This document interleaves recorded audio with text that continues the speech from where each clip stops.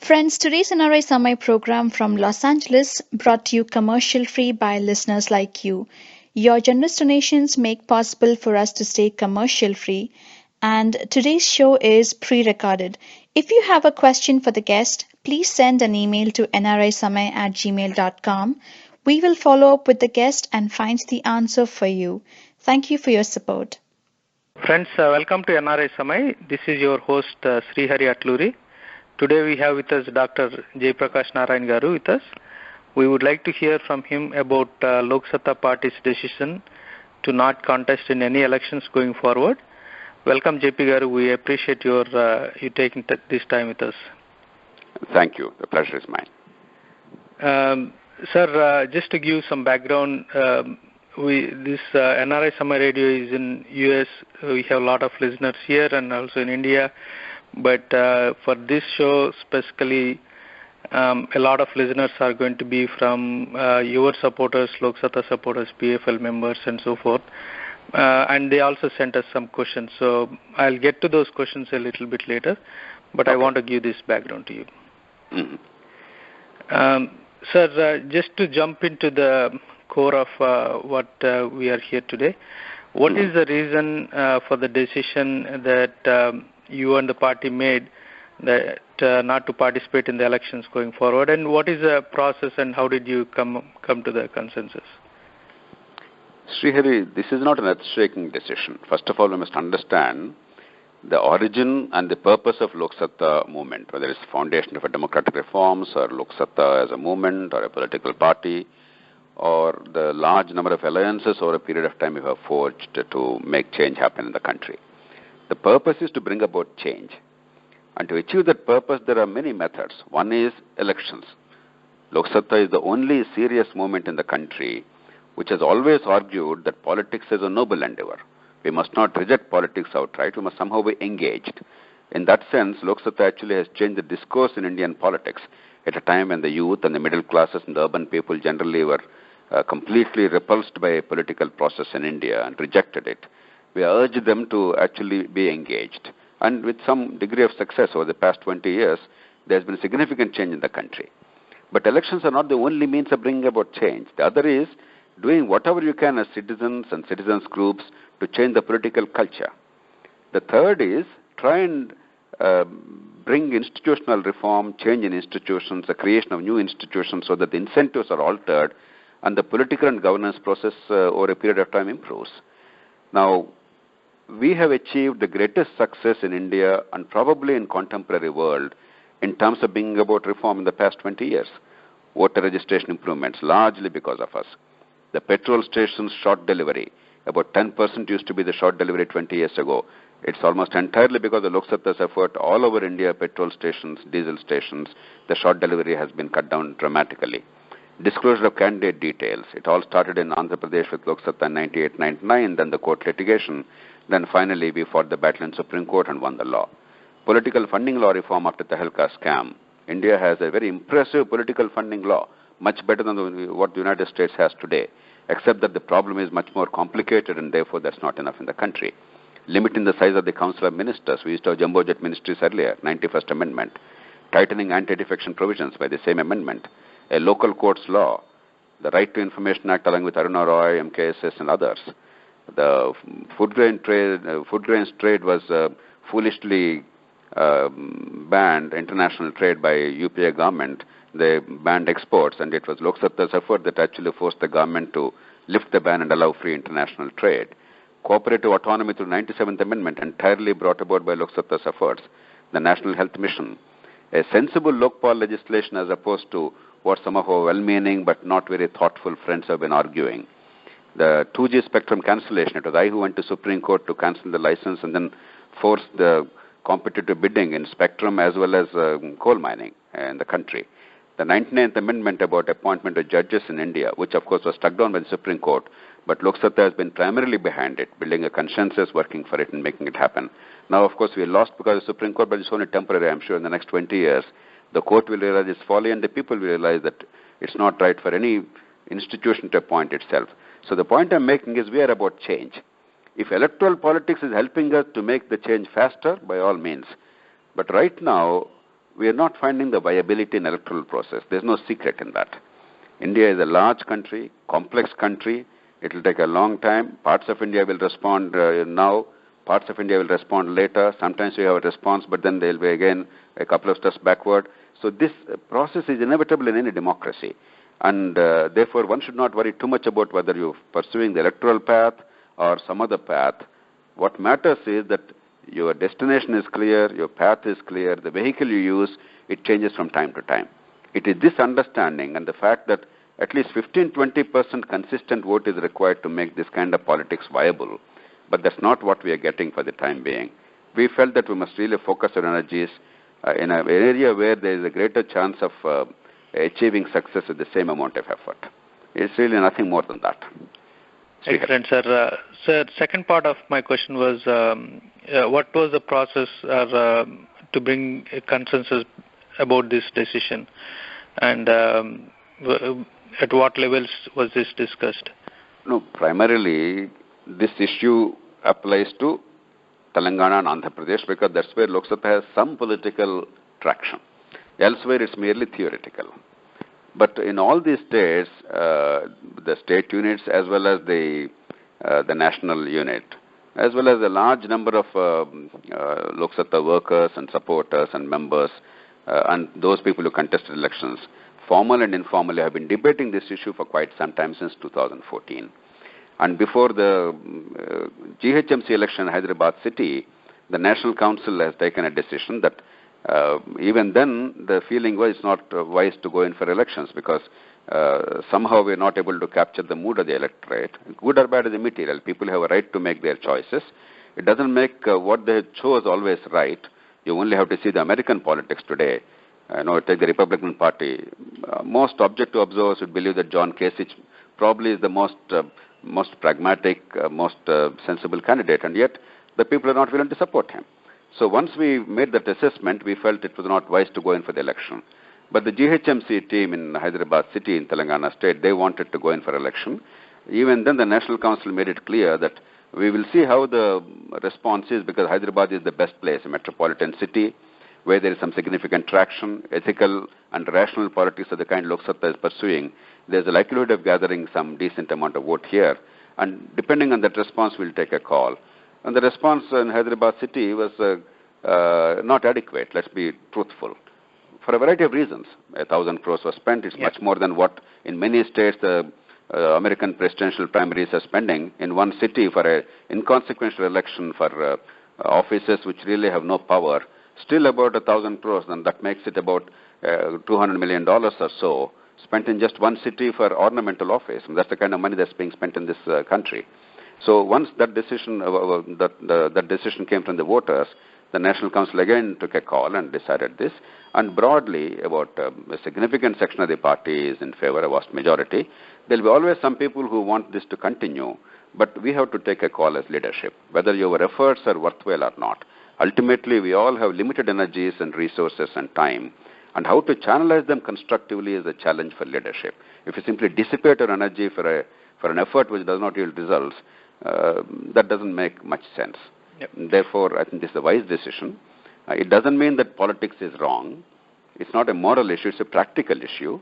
And I've made it very clear that if Loksatta is the first choice for a significant number, say 15-20%, not the second choice for a very large number of 60-70%, then we should reconsider at that time. Because we're always the second choice now. Only for very few people we are the first choice. It's like John Kasich. That doesn't help. Yeah. And what are the plans? I heard a few times that you are going to continue the movement. So what issues are you and the movement is going to focus on to begin with? Absolutely, Sehri. There is no discontinuity at all. As I mentioned, we started on this journey 20 years ago as Foundation for Democratic Reforms. And I'm sitting in that office right now.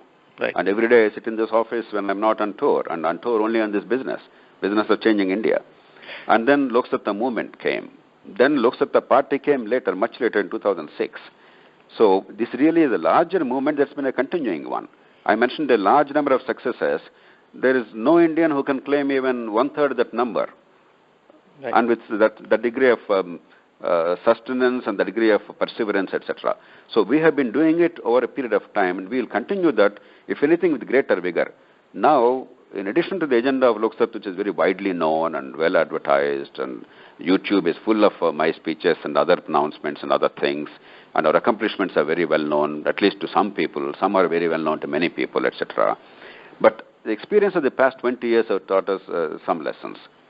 The first is that the states, while they are now no longer at the mercy of Government of India for survival as a government, as opposed to earlier days when the Government of India used to dismiss the state governments whenever they didn't like them.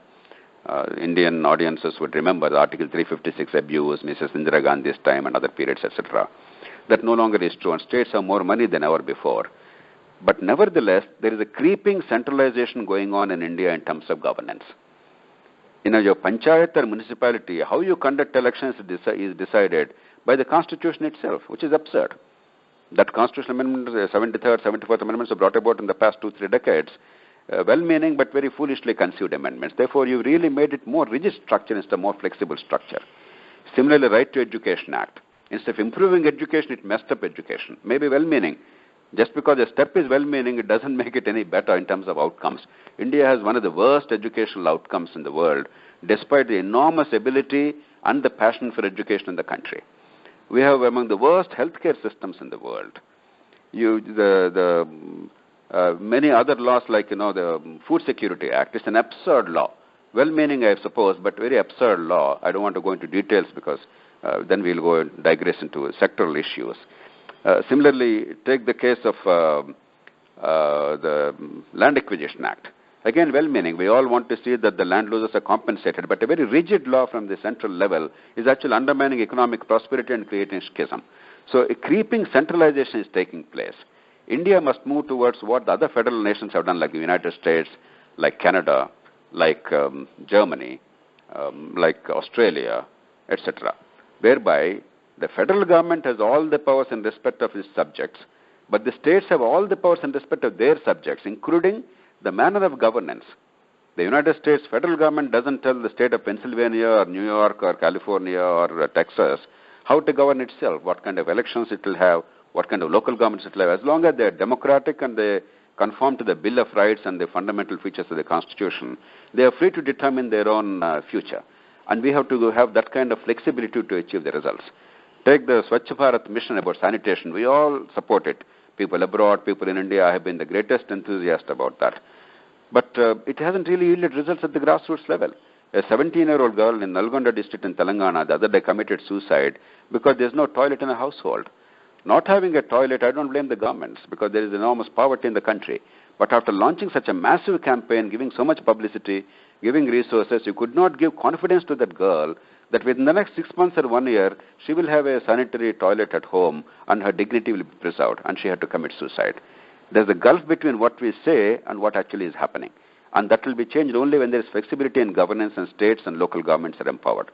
We're going to fight for that very aggressively, but uniting all parties, because we can't fight as a party competing with them and then rebuild the consensus. We have to unite all parties across the country at the state level and see that the federal government understands this and the changes required in the constitution and at the parliament level will take place. The second is delivery of education and health care. They are abysmal. We are one of the worst in the world among significant countries.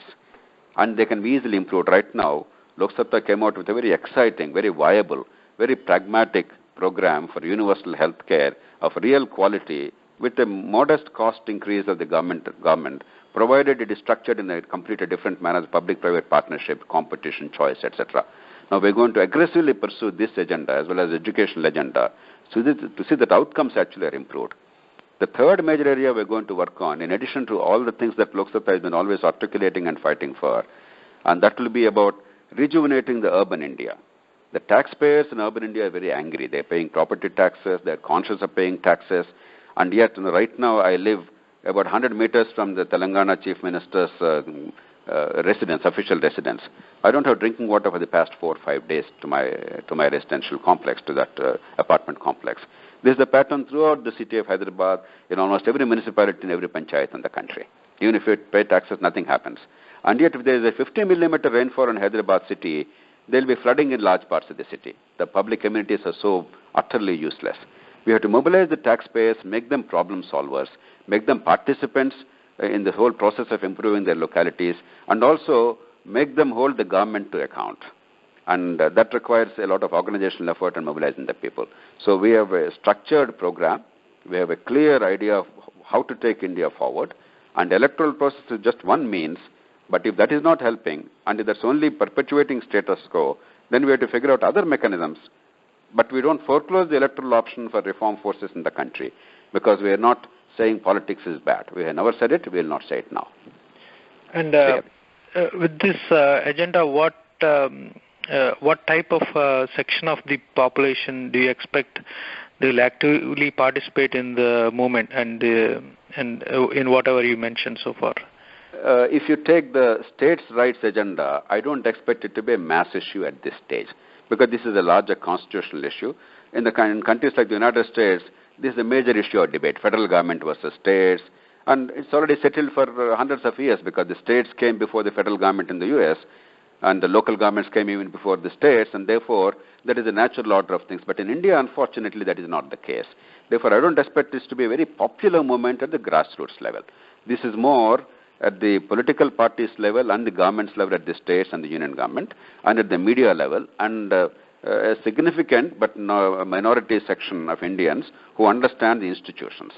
But if you look at education, healthcare outcomes, this is a popular movement for the ordinary people, because the biggest losers are the people who depend on the government. The middle classes and the wealthy people, they have given up on the government. Only in India, among significant countries, we don't think that education, healthcare are government's responsibilities directly or indirectly. We've given up on the government. We have created our own islands of excellence, our own private schools. We all struggle through that even if we can afford to pay. Sometimes we can't afford and we borrow money, we sell assets. Somehow we're managing. But the bulk of the poor people who don't have that kind of money, who don't have education to help their children, or the ability to access quality healthcare at a low cost, these are the people who are really suffering. Therefore, this has to be through popular movement as well as advocacy at the national level and state levels. The third issue of urban rejuvenation through taxpayers' organization and revolt, that will be the middle and lower middle classes largely in urban India. So for the time being, we are conceiving it in this manner. Therefore, there will be popular mobilization through very carefully chosen programs. You know, when we did the petrol station short delivery thing, what did we do? Hundreds of volunteers went to petrol stations. We had already pre-calibrated cans. We said, instead of filling the tank, which I cannot really measure and I can't find evidence whether you have a short delivered or not, you fill this can, which is already pre-measured. That one step, consistently done, suddenly changed the things first in Andhra Pradesh then, and then the whole country. So we know how to mobilize the people in a creative and positive manner, not merely rabble-rousing and rasta rokos, but actually in a constructive and creative manner, in an intelligent manner, so that the people take notice and the system has to respond. There's no choice. And we will devise programs of this kind in healthcare and urban delivery of services with people's participation, etc. And we'll make it happen. It will take time. It will take a lot of hard work, a lot of thinking. But that's the only way things change. Whether we are making noise merely and getting some publicity, or we're actually making change happen on a sustained basis. That is the challenge. And Loksatta has always been a change maker, sometimes making some noise, oftentimes quietly but effectively. Excellent. One of the examples you gave was the girl who committed suicide because of lack of bathroom facilities. For somebody like that whose real options are whether commit a suicide or I live without dignity, or if you take a farmer, his options could be harassed, his family harassed by the loners, or he commits a suicide. So when we are talking about such kind of issues, and we are talking about the moments where we don't want to cause inconvenience for other people. So I don't know if it resonates well with the population who are really suffering, who has really bad options in their hands. But how do you convince those people saying... It is a tough thing. It is very tough. No, it's the easiest thing is to simply go onto the road and make a nuisance of yourself and get eyeballs and social media and television, etc. That's the easiest thing. But that thing doesn't yield results. It only gives publicity. You have to have creative tools. So let me give an example. when the then Andhra Pradesh government illegally prevented the farmers of Andhra Pradesh, who were getting a very low price for paddy, from selling their produce in the neighboring states. The law was clear. The law allowed them to sell anywhere in India. It was illegally, the state government that gave order. It's almost like a gunda, almost like a government acting as mafia. But because the government gave an order, nobody dared to oppose, because government in India has coercive power. Law courts hardly function really. Even if they function, it will take 5 years. Meanwhile, the businessman is gone, farmer is gone, nobody wants to face that. What did all of us do? I led a movement from Kurnool to Karnataka and from Nizamabad to Nanded in Maharashtra. I led two movements. Hundreds of volunteers we carried, 10 kilograms, 15 kilograms. Obviously, we could not carry 50 kilograms, 100 kilograms. We were not weightlifters. Those paddy and rice bags on our shoulders. We took a walk, 30, 40, 50 kilometers walk, and we told the government, we are going to sell it across the border. I am taking outside across the border of Andhra Pradesh. What you are doing is illegal and immoral. I dare you to arrest me, and my colleagues put us behind bars. They did not dare to. Hundreds of policemen were escorting us. They were debating whether to arrest us or not. Ultimately, I took it across the border. I sold that in both the states. And within 10 days, the illegal restrictions became inconsequential. Then we pushed the agenda. At the time, RBI governor, in fact, when I talked to the Prime Minister Manmohan Singh, he entrusted it to RBI governor, then Governor Mr. Dr. Subbarao.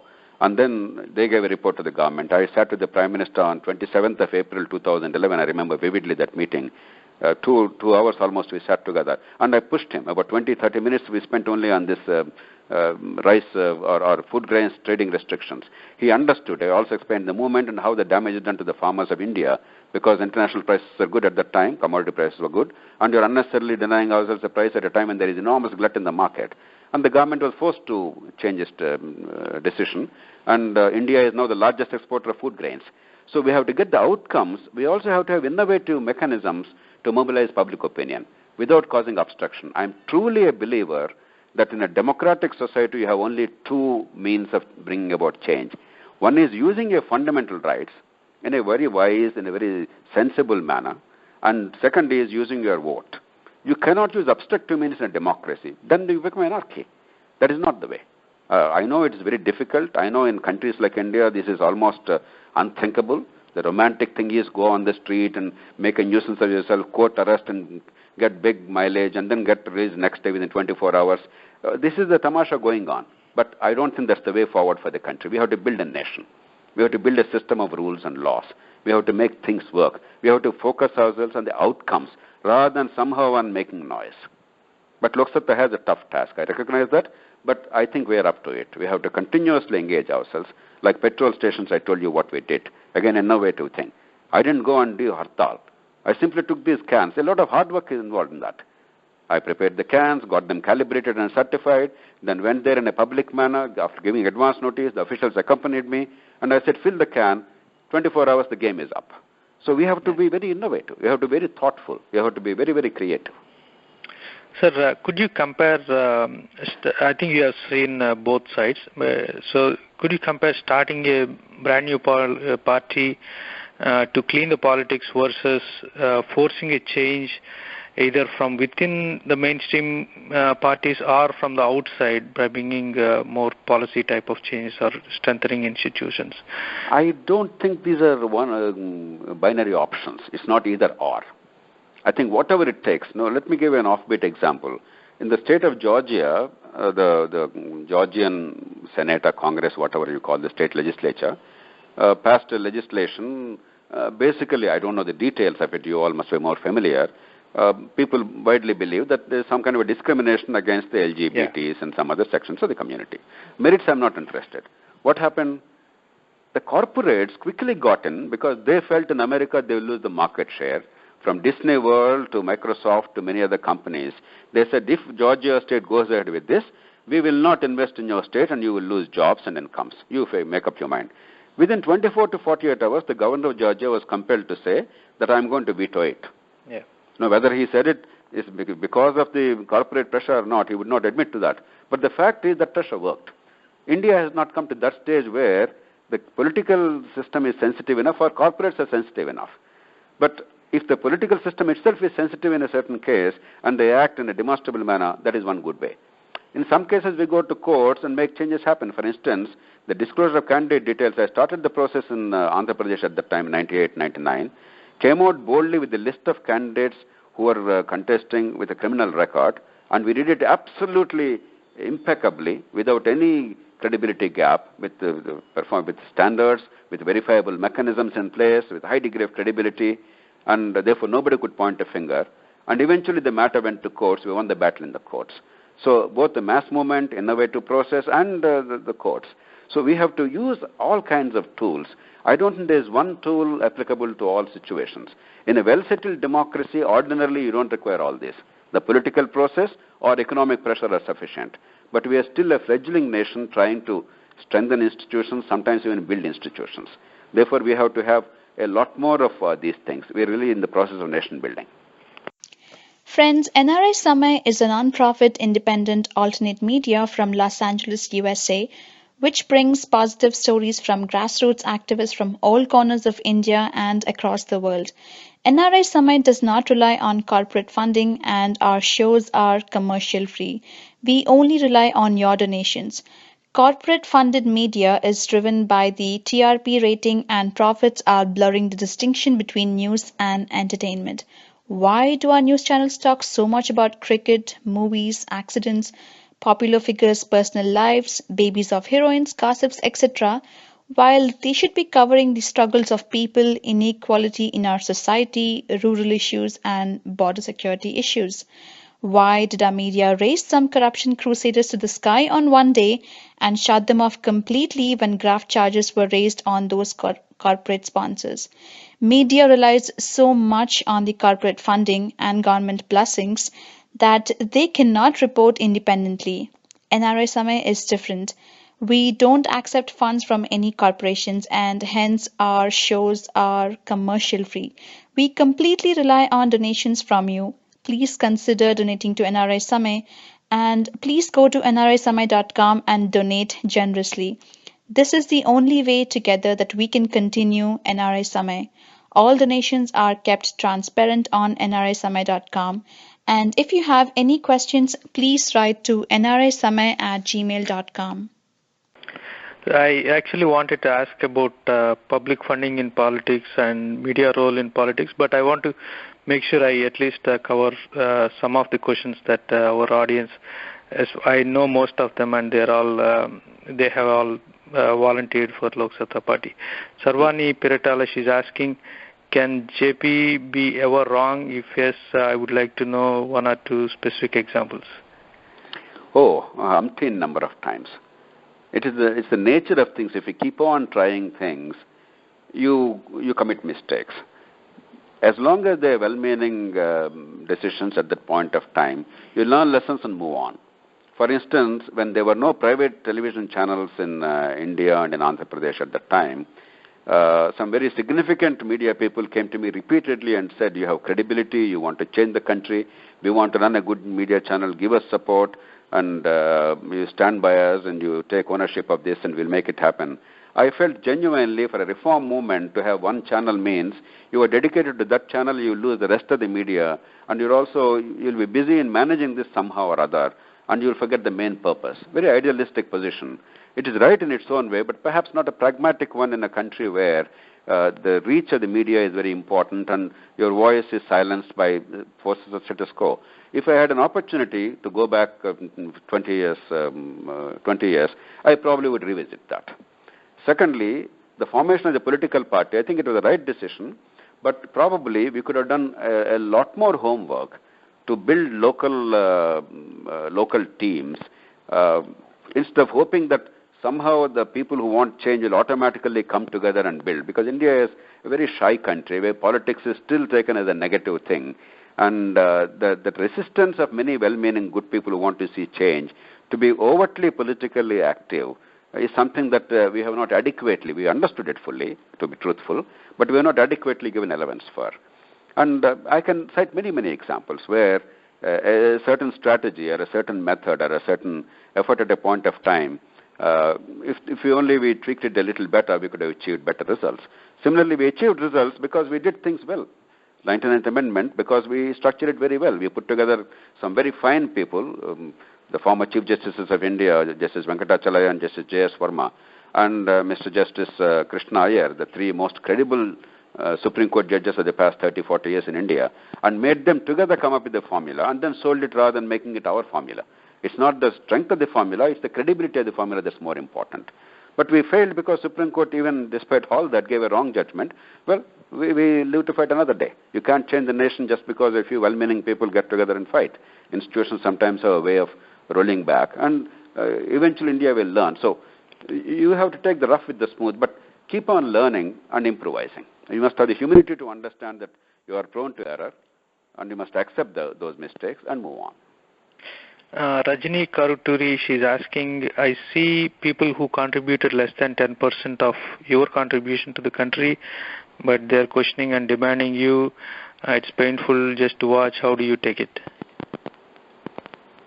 No, you see, I don't think we should really measure about the contribution. There are so many people who are utterly unknown, who have dedicated their whole lifetimes without anticipating anything. When I see them, my heart goes out to them. The other day I saw a young man in Hyderabad city. At the age of 14, he helped an indigent patient in a hospital who had nobody to look after. He helped help him take care of himself, and he found a sense of joy in that and a sense of fulfillment in that. Now he is 34. He gave up marriage. He's not even a brilliant man academically with great deal of education. He's not a scholar. He's not a wealthy man. He gave up marriage. And he now runs a hostel for 70, 80 kids, indigent children or interior tribal children. And he does a decent job of providing a decent environment there and some education, decent education. And 150 indigent patients are now taken care of by them. I went there to see and I was touched. And I asked some people to do whatever they can to help, and we are trying to help them. So there are so many people doing this. If you're all in this game of am I getting due credit, then I think you're forgetting the real purpose. If you are busy garnering credit, and if you seek credit, my experience in life taught me that your capacity to achieve real changes will be diminished. Because the moment you get credit and exaggerate one or two things that you might have done, forgetting that 100 things need to be done in the country of this size and scale and 5,000 years of history, then you cannot build a consensus or you cannot be an instrument of change in making bigger things happen. Therefore, I don't think we should really bother about comparisons. If anybody does anything worthwhile for the country, it's for us to welcome it without envy, without pettiness, without prejudice. At the same time, even if the majority of the people in a locality or in the whole country, at a point of time because of emotion or something else, are in favor of X, if you believe X is wrong, and if you have convincing reasons and logic behind you, consistently stand by what is right and tell the people. For that moment you may suffer, but 10, 15, 20 years later when you're alive or you're dead, the people realize that what is in their best interest. So let's not worry about this comparison. That's not a very wise thing in my view. And I think many of us, and I certainly include myself, we got a lot more than we deserved from this country. And we, compared to where we were when I was a kid, for instance, I went to a village school in Telugu medium, a government school. I did not pay a single rupee for my education at any level. I never in my life felt that I got substandard education. I believe that my teachers gave me fantastic education. My society gave me immense opportunity. At the age of 24, 25, I had power of life and death over millions of people. At the age of 30, I was district magistrate and people gave me immense love and opportunity. I could learn a great deal. At the same time, I'm living a life of some reasonable dignity. You may not be multimillionaire and all that, but I don't think our lives are much worse than they were earlier. Actually, they're much better than they were earlier. So it's all a matter of perspective. I'm clear in my mind. There are so many people doing wonderful work in the country. Doesn't matter if we agree with them at a point of time or not. They are all the angels whom we should trust and love and respect and admire and support. Sripal Sama is asking, Loksatta had its agenda to restructure the city's drainage system to make it better. Is there any future plan to take this further? So when we're talking about mobilizing the urban taxpayers around the urban services, this is what we're talking about: water supply, sewerage, stormwater drainage, street lighting, local roads, public transport, traffic. These are all simple, practical things. And because people are not involved, we must realize there are hundreds of thousands of Indians who have local knowledge and who are the potential problem solvers. We have made them professional protesters or permanent mendicants. They've been simply begging for something through a petition or application. It's absurd. Look at the United States. The hundreds of thousands of people who are involved in the civic issues and 100 ways and make change happen, they're partners in the whole endeavor rather than some adversaries. We have to create that situation, and this is exactly the kind of thing we want to focus in all the cities to start with. Later we'll, hopefully, if it catches up, we'll deal with all the, like Bhagatdari movement in Delhi earlier, like you have in many pockets residents' welfare associations in India. There's actually a national federation headed by Rao Chalikani from Hyderabad, by the way. So there are many people doing this work. We'll sit with all of them and give that energy that's required, that push that is required, and some innovation, so that this kind of a thing becomes a movement, and local governments and the states will not be able to ignore them. Sir, Ajita Kola, she's asking, my simple question, why can't JP stick to one job? What is a job? I was in government in the civil services. Now, when I was in government, I never behaved like a typical bureaucrat. In fact, where it was needed, I violated rules and laws with impunity. For instance, when hydrological clearance was required for the irrigation projects in Prakasam district, 453 schemes, and when I realized that it would never happen through a normal course in India, it will take probably a century, and that's not the way things should happen.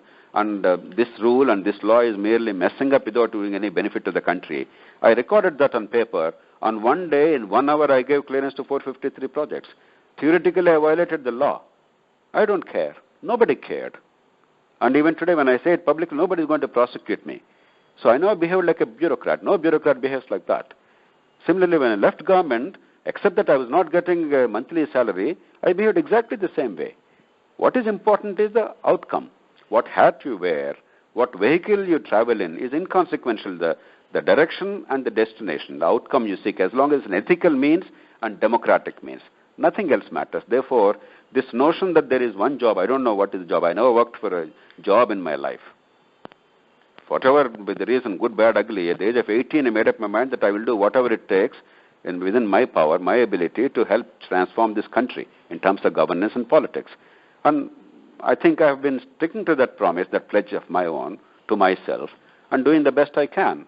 And I don't see the great moral merit of sticking to one particular pattern of working. We have to see, with your energies, what is the best outcome you can bring to the country. That's all.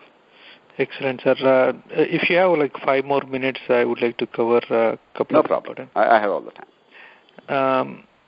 Media role in politics, just one example, I think, the latest example. I watched the Encounter and the Point Blank shows, and not to put them on spot, but even national media, they seem to just focus on the 10-second sound bites or 15-second sound bites, and then they won't let you answer before you could actually get to the answer. They keep interrupting and they want to focus somewhere else. But it seems more dramatic. But the bigger picture is the smaller parties or smaller initiatives, they are not covered as much. Or even if they are covered, they are somehow in between 100 other things that happen, and they get like 2 seconds in between. What do you think? Do you think our media is getting it right in terms of, are they representing what they're supposed to do? Are they representing the people? To be truthful, I think all over the world, people complain about the media with some good reason. You must also look at the other side. First is a good workman does not complain against his tools. Media is one of the tools to reach out to the people. Therefore, I think we have to figure out how to somehow make our work more relevant to their coverage, assuming that there is some honesty there. If there is corruption, as it is in large parts of India, there are other motives, then of course this discussion is redundant. We have to look at another bigger picture. But we have to somehow make it attractive, because in a competitive world, to capture the eyeballs, media are desperate. particularly when the attention span of the people all over the world seems to be increasingly limited. Because there are so many stimuli bombarding us as human beings on television, on social media, and films, etc. In some way, we're insensitized. Probably 100 years ago, 150 years ago, when for instance, Lincoln was debating Douglas in the state of Illinois on the slavery issue, etc., or during freedom struggle in India, the debates probably had more relevance because people were willing to listen. Whereas now there is so much of cacophony, it's much harder. Attention span is therefore limited. Therefore, the second thing is there is the difficulty of attention span. People are switching off. The third is there is a special problem in India of two kinds. One is we don't understand the disciplined discourse, interrupting each other, shouting, rabble-rousing, abusing each other, questioning the other man's motives when he disagrees with you rather than questioning the facts and logic. These are the staple of Indian discussion, if you call it discussion, even on the national channels, even the so-called educated elites and so-called intelligentsia, English-speaking pundits, etc. Very rarely do we exhibit the decorum required to respect the other man, listen to that person, and then counter it if you believe there is a reason to counter on facts and logic, and agree with it wherever you believe that you have an agreement, so that ultimately consensus is possible. That's not the Indian style. The second part of Indian problem is we love problems. We love to complain about problems. We don't want to look at solutions. Look at United States or Europe or many other countries.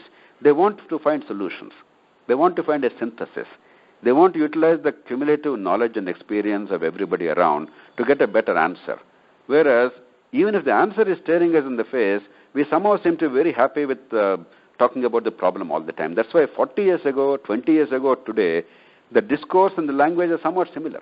We don't at all take into account the changed circumstances. For instance, after Loksatta has gone to Supreme Court and got the 2G spectrum licenses cancelled, and got an order from Supreme Court that natural resources shall be allocated on the basis of competitive bidding, grand corruption in resource allocation is a thing of the past.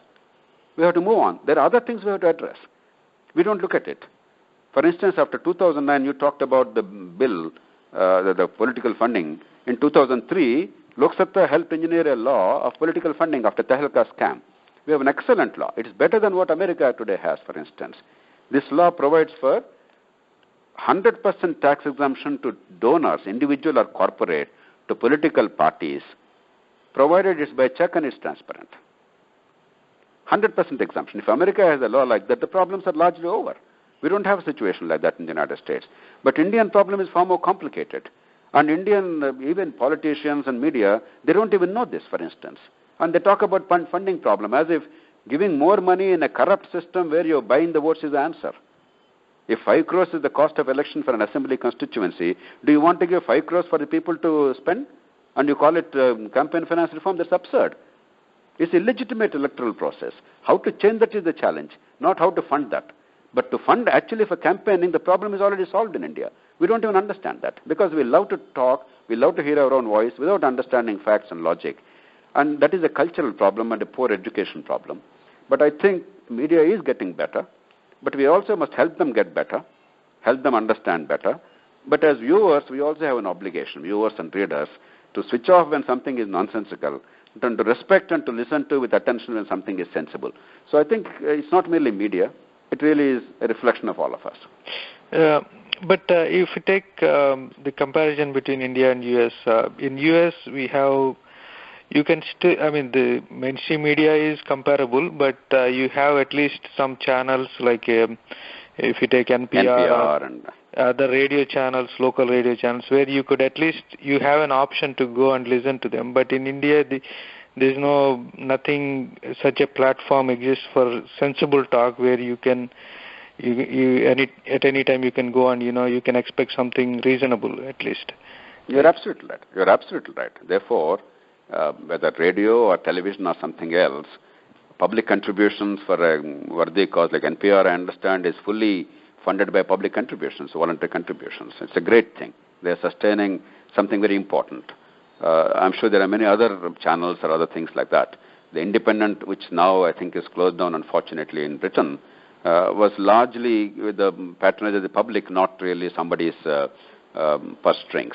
So these efforts are made with a great degree of success. We have to learn a great deal. I hope we learn these good examples rather than imitate the bad examples. And the last one, sir, public funding in politics. In fact, more, for example, if you take, I'm sure you're following the U.S. politics now, the Bernie Sanders versus the Hillary Clinton. The biggest argument between them is Bernie Sanders says, "I got all the money from individuals and middle class people," and he alleges that Hillary Clinton is getting big donors.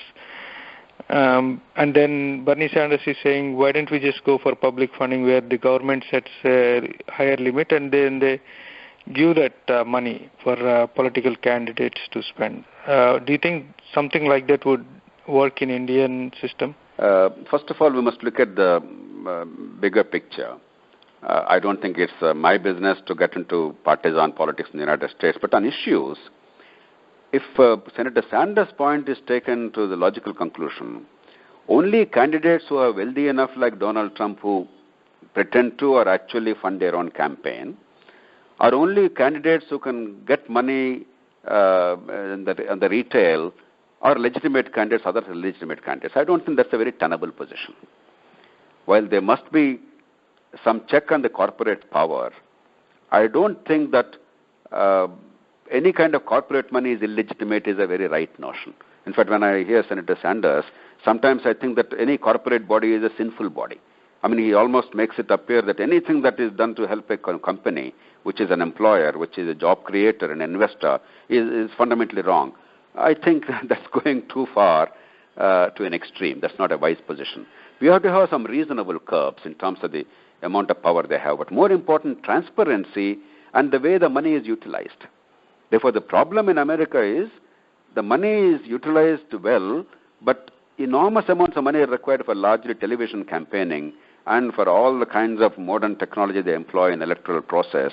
And therefore, to raise the money is one Herculean task. And the whole political process is held hostage to the need to raise funds. That is the bigger issue. Not really whether X gives or Y gives, as long as the money is transparent and it's properly utilized for the right cause. India has a much better law, as I said. There is a law giving tax exemption to the donor. There are incentives, individual or corporate. But the problem of India is that will not solve the problem because 90% of the expenditure in India or 95% is for vote buying. For illegitimate purposes, ab initio. Therefore, you cannot now fund that money. You cannot now create that incentive. You have to remove that incentive. Therefore, the real answer to India's political challenge is not public funding. It is to change the electoral system and the political culture so that vote buying does not become endemic, so that illegitimate expenditure in elections would not be necessary. The fact that in Hyderabad city we have spent about $200 million in the election campaign recently for the city election for an inconsequential body, which is more than many states in the presidential primaries in the U.S., that shows the horror of India. It cannot be solved by public funding. It has to be by fundamental change in the nature of electoral process and therefore making people realize the link between vote and the public good and removing the incentive to give money to the voters, either the voter to receive or for the candidate to give. It's a much more complex affair. Unfortunately, many well-meaning Indians, they talk about public funding. Even Dr. Manmohan Singh oftentimes used to talk about that to me. Once or twice I had to tell him gently that while he is a very wonderful economist, he doesn't understand the political problems of India. It's not the same problem as in America. Excellent, sir. Just to wrap up our conversation, before actually I do that, there are several people, Shiva Chinni, Sri Ram Rani, Sripal Sama, and several others who sent me messages saying they wanted to thank you and Loksatta for the relentless efforts, and they said they had great experiences to share. With that, is there any message you would like to give to the volunteers? Very briefly, sir, thank you for this opportunity because I think these are all issues we are all deeply concerned about and we have to have an honest conversation. And the second is I want to reiterate my oft-repeated statement that this is a long-term engagement in transforming our governance institutions, including politics. We have only, for the time being, decided that a particular vehicle does not seem to work for us, and therefore let's channelize our energies in a manner where we are more comfortable and we can get better results and uniting people. It doesn't mean anything more, anything less. Let's not read anything more or less into that. And we have very clear-headed agenda. We achieved a great deal. We'll achieve a lot more. And more important, we have to transfer our learnings to the next generation in the country so that India's transformation, to that extent, is accelerated. And finally, all of us want to see India great. Narendra Modi says the same thing. Manmohan Singh said the same thing. The NRI say the same thing. Political parties, all of us say the same thing. The civil society organizations say it. People say it. Young people say it. But we must understand that just because we say it 100 times, it will not happen automatically. The world is very kind to us because they are scared of China. And because they see China as a monolithic, expansionist, potentially dangerous, uncontrolled power. South China Sea, elsewhere, what they are doing, ultra-nationalistic. If they want to see a very strong, very powerful, very successful, but liberal and democratic, non-expansionist, non-threatening India to be some kind of a counterweight. But that goodwill, unless we utilize it and transform our institutions and make everybody in India a partner in this growth process, it will not be translated into India's greatness or sustained high economic growth or elimination of poverty just because we keep saying so. With education being in a mess, with healthcare being in a mess, with governance institutions largely still in the state of disrepair, with infrastructure with the enormous amount that requires improvement, with corruption even today becoming the main determinant of the outcomes in many sectors, we cannot claim that we are on the path to greatness. We have the potential to greatness. We have to honestly introspect. Narendra Modi government is doing a very good job in terms of economic management, macroeconomic management, fiscal deficits, allocation of money for some priority sectors like infrastructure, etc., quick decision making in terms of 2G spectrum, which earlier UPA government also after Supreme Court judgment did auctions. But coal sector in 3 months' time they cleaned up. Improvement of railways, we are all proud of that. We support that. But equally, it's important to actually make delivery happen at the grassroots level. It's vital to improve education and health care. It's critical to really give the states the autonomy in their spheres of functioning without in any way undermining the unity of the country. And it's important to bring hundreds of thousands of players in India, the educated, enlightened taxpayers, into the process of changing things in their localities rather than making them mendicants. In this, I am afraid, at the national level, any government has been as clueless as anybody else. They are not able to do it. In America, a government can simply do what is right and say, I have done my job, because institutions are set, they are settled, they are mature. If somebody fails somewhere, there are 100 others who will take charge. In India, with very fumbling and bumbling institutions, with a lot of mess, there has to be tremendous clarity and direction given at the national level, not only legal and constitutional, but also moral and policy. And I think outside of broader economic policy, we are largely failing in that, and that restructuring is vital. And that is the gap Loksatta is trying to fill. And we need everybody's support and understanding. Look at the healthcare model that we come up with. It's a very exciting model. I'm really thrilled about it. It's a uniquely Indian model, understanding Indian situation to get desirable outcomes at a low cost. There are many such answers to the problem. My life always has been in search of answers rather than looking at the problems every day. We have to see as many answers as possible take shape in reality on the ground. Like Swachh Bharat not reaching the people, talking about it is no good unless actually toilets happen and people get the dignity and the sanity, the sanitation and that good health at the grassroots level.